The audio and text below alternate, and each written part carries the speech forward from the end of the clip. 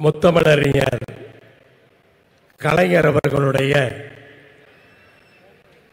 நூற்றாண்டு விழா நிறைவுக்கு வருவதல்ல, 101வது ஆண்டு பிறந்திருக்கிற தருணத்திலே 40 தொகுதிகளையும் வென்று இந்த முப்பெரும் விழா மிகச் சிறப்பாக நடந்து கொண்டிருக்கிறது. இந்த சிறப்பான விழாவிலே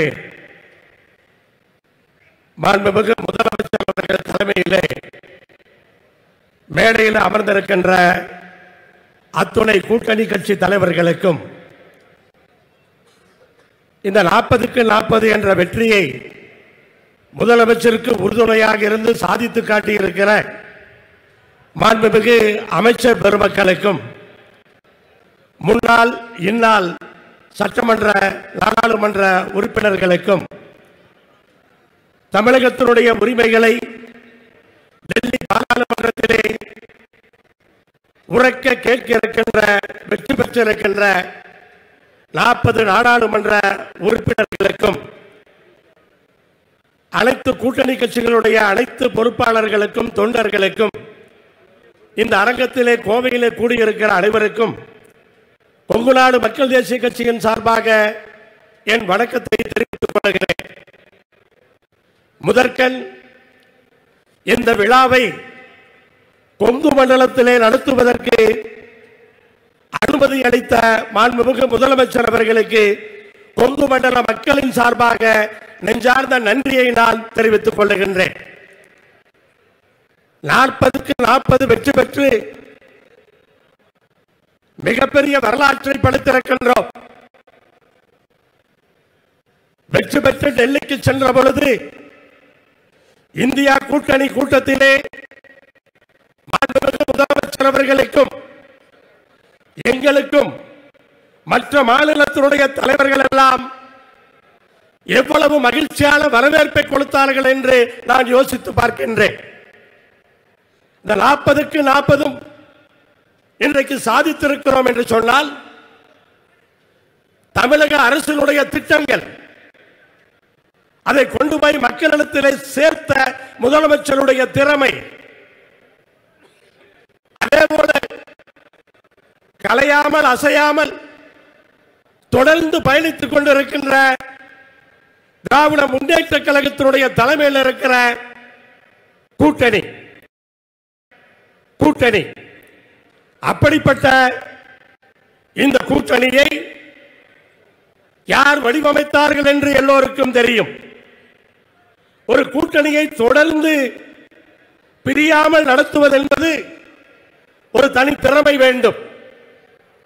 ஆட்சியிலே திட்டங்களை தீட்டி மக்களை சென்று சேர்ந்திருந்தாலும் கூட்டணியை அரவணைத்து ஒவ்வொரு தேர்தலிலும் எல்லா கட்சிகளையும் அரவணைத்து மிகச் சிறப்பாக நடத்தியதுதான் இந்த வெற்றிக்கு காரணம் என்று சொன்னால், இந்த வெற்றிக்கான முழு முதற் காரணம் தமிழகத்தினுடைய முதலமைச்சர் தான் என்பதை நாம் புரிந்து கொள்ள வேண்டும்.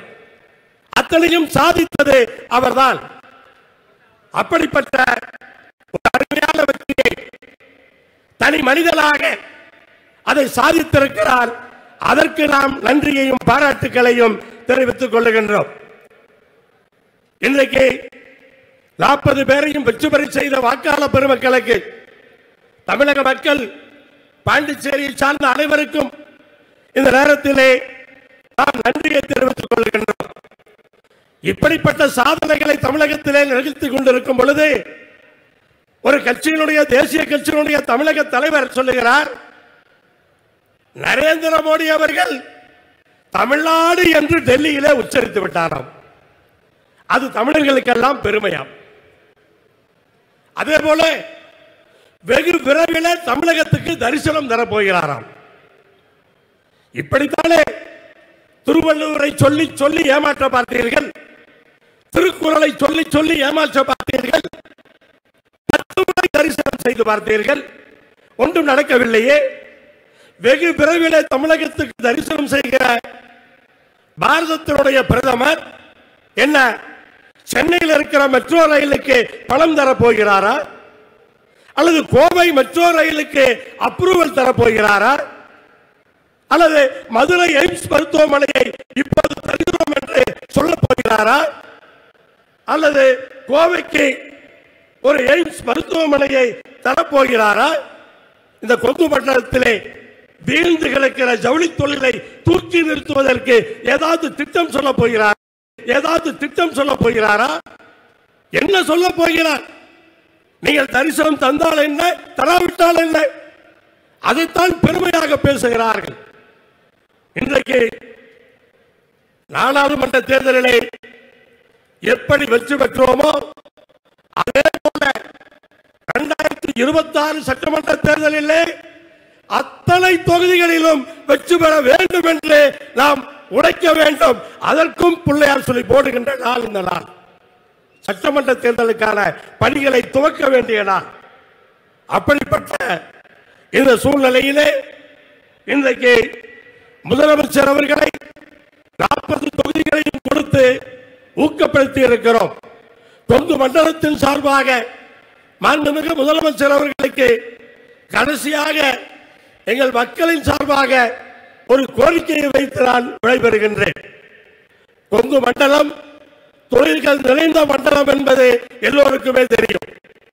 பல மாநிலங்களில் இருக்கிற மக்கள், நம்முடைய பல மாவட்டங்களில் இருக்கிற மக்கள் அத்தனை பேரும் இங்கே பணியாற்றுகிறார்கள். ஆனால் இங்கே பல பிரச்சனைகள் இருக்கிறது. கட்டமைப்புகளை மேம்படுத்த வேண்டிய அந்த அவசியம் இருக்கிறது. மாசுபடுகிற தண்ணீரை, காற்றை சுத்தப்படுத்த வேண்டிய அந்த அவசியம் இருக்கிறது. அதனால் இந்த கொங்கு மண்டலத்திற்கு ஒரு சிறப்பு அந்தஸ்தை தமிழ்நாட்டு முதலமைச்சர் கொடுக்க வேண்டும். அதன் மூலமாக கட்டமைப்பை மேம்படுத்துவதற்கு சிறப்பு நிதியை மாண்புமிகு முதலமைச்சர் அவர்கள் இந்த கொங்கு மண்டலத்திற்கு கொடுக்க வேண்டும் என்று அன்போடு இந்த நேரத்திலே உரிமையோடு கேட்டு இந்த அருமையான நல்ல வாய்ப்புக்கு நன்றி கூறி விடைபெறுகிறேன். நன்றி, வணக்கம்.